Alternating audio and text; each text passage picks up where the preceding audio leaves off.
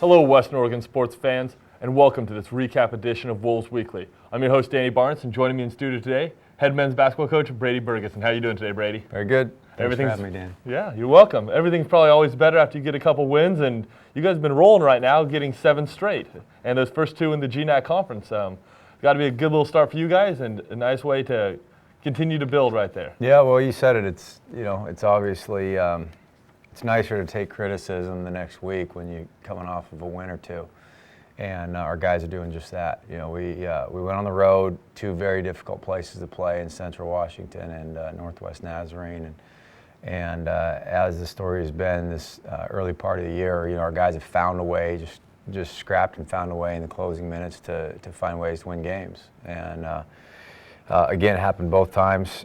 Central Washington and Northwest Nazarene, we were down late and just found ways to get stops and scores when we really needed them.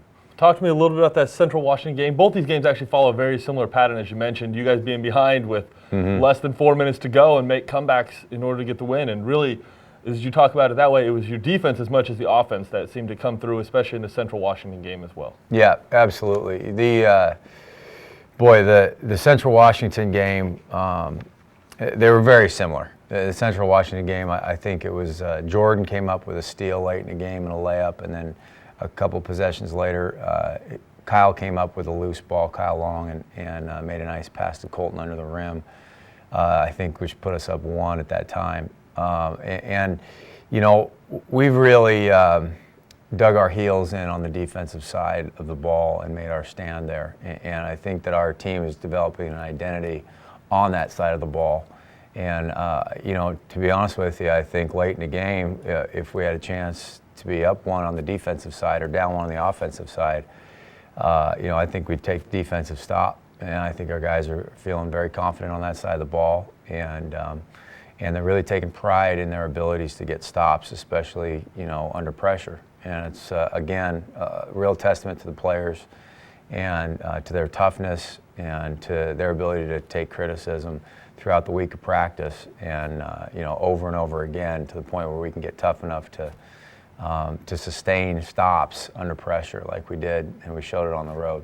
Well, talk to me then a little bit about the NNU game. You guys had to come back in that one, able to force overtime. They kind of forced overtime, I guess, after you guys had made a nice little run in order to take the lead there near the end. Yeah, NNU's a team full of pretty good, versatile players, shooters all over the floor, and they can really shoot their shot. They made 15 threes.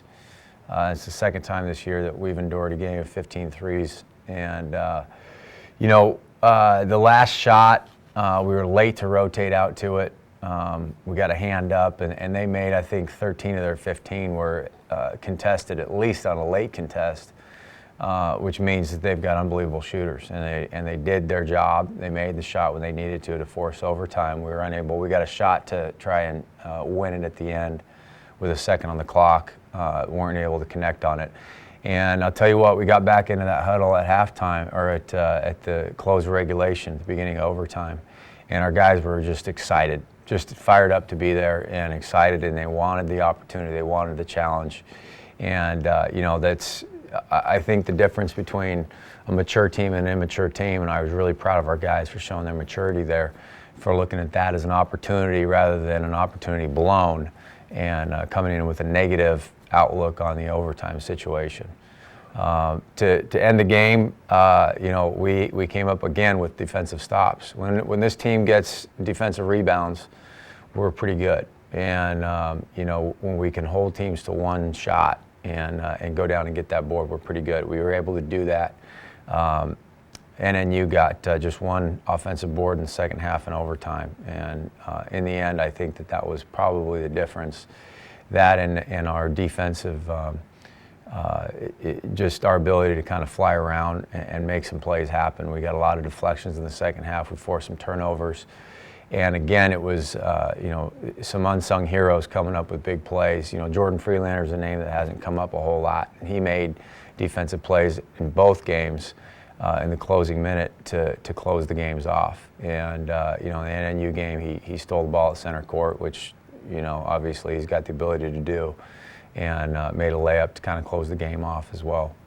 And as you mentioned right there, you talked about the defense, the rebounding, and then you mentioned Jordan Freelander. That's really what it seems like it's been. It's kind of been a balanced, you say attack and you think offensive with everybody kind of having equal scoring, but really feels like it's a balanced attack offensively and defensively all the way, where people are coming through. If they're on the floor, they're coming through for you in some way out there. Yeah, you know, our guys, I really give them credit. Our guys really bought into the idea of the real team concept, and meaning, you know, defensively, we don't put a whole lot on our ability to play one-on-one defense. We practice it, we work on it, but our ideal is to play 5-on-1. Our ideal is to play real team defense, and so we cover each other's back whenever we can.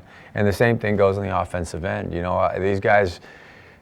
You know, I'm humbled by the way that these guys are really taking on the ideal of the team concept and really not really caring who gets the credit, but they all take pride in each other having success in given moments, and they'll easily give up the ball to get it to a teammate who's more open than they are.